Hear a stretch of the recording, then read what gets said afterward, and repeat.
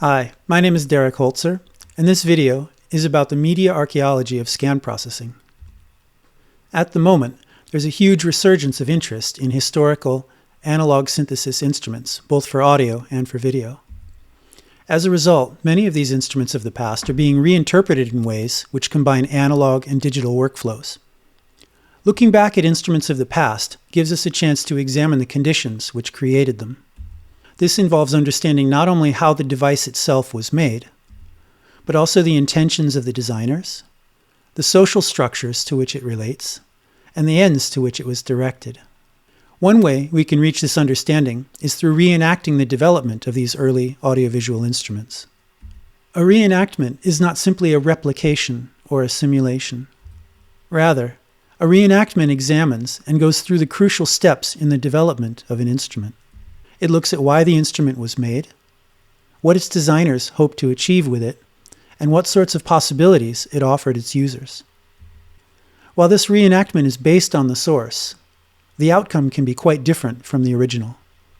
So today, I share my own reenactment of a half-century-old computer graphics technology called scan processing.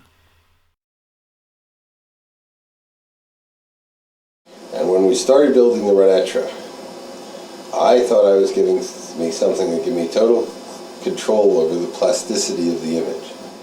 I'm looking for the facility to see and hear and feedback on what you're doing and change it interactively.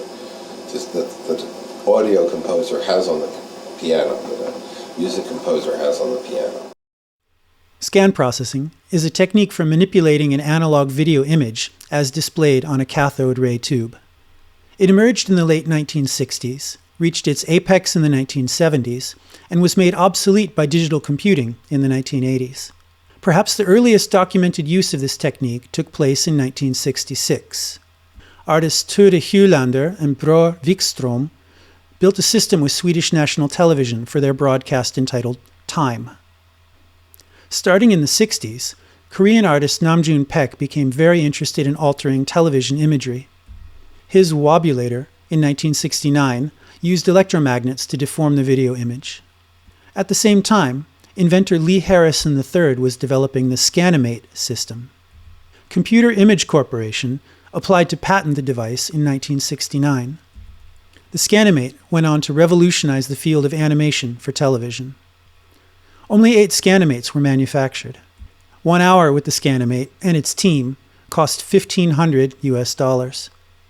Inspired by the wobulator and the Scanimate, in 1973, Luis and Bill Etra and Steve Rutt created the Rutt Etra Video Synthesizer. It was aimed at video production facilities, schools, and independent video artists. Still, a Rutt Etra cost $12,000. Less than 24 units were made before the makers called it quits. Even in such small numbers, the Rutt Etra inspired a generation of experimental video artists. The cost of equipment has always been a serious issue for artists. There were a few attempts at making something more accessible and affordable than the Scanimate or the Rutt Etra. Dave Jones' raster manipulator was a single unit made in 1980. It cut costs by removing any internal oscillators used to manipulate the image. And in the 1980s, Michael Scroggins built a scan processor for the CalArts Video Graphics Lab. Scroggins used components manufactured by Optical Electronics Incorporated, who had been producing equipment for the 3D processing of video signals for science and industry since 1972. Both instruments were combined with other synthesizers to make a complete system. A scan processor is an analog computer for processing video signals. It works by synthesizing 2 ramp waveforms, which create the scan lines on the cathode ray tube monitor. A third signal controls the brightness of the beam as it moves along the scan lines. Once the video image has been broken down, other signals can control the image.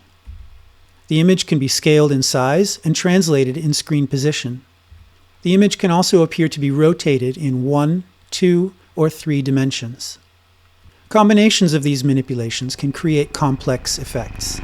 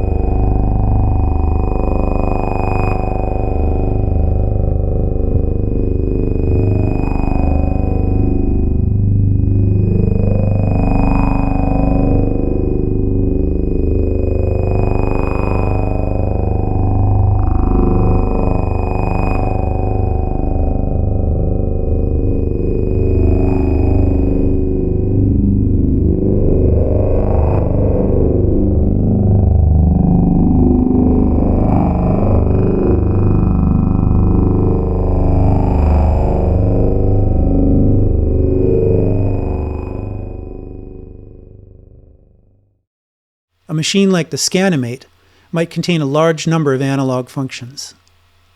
The luminance signal can be used to displace the horizontal scan lines, resulting in a pseudo 3D Vasulka effect named after Stena and Woody Vasulka. The richest possibilities of scan processing come from real-time interaction and from combining external audio and video signals with the raster. Since the image on the monitor is no longer a proper video signal, it must be rescanned by an external camera to record, edit, and broadcast it.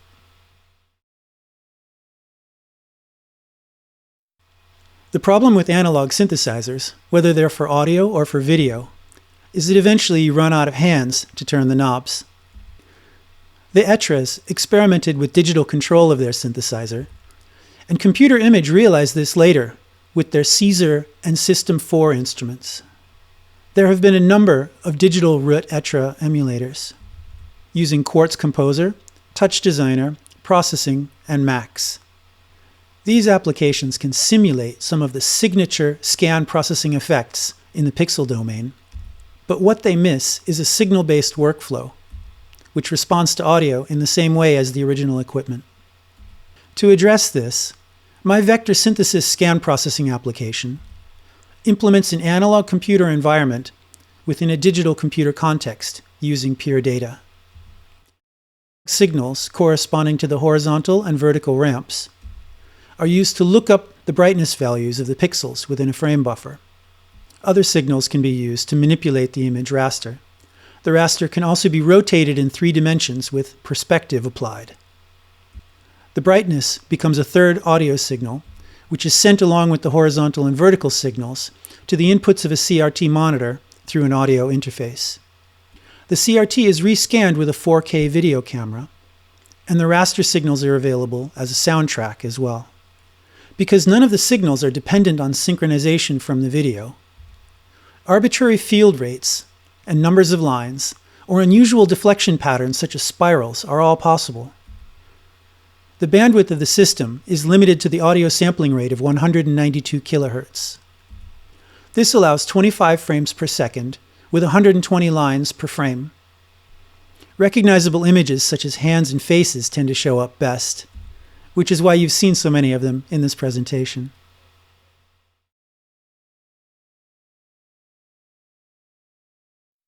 In conclusion, this project reproduces a key historical affordance of scan processing, a completely signal-based workflow with real-time control over image plasticity.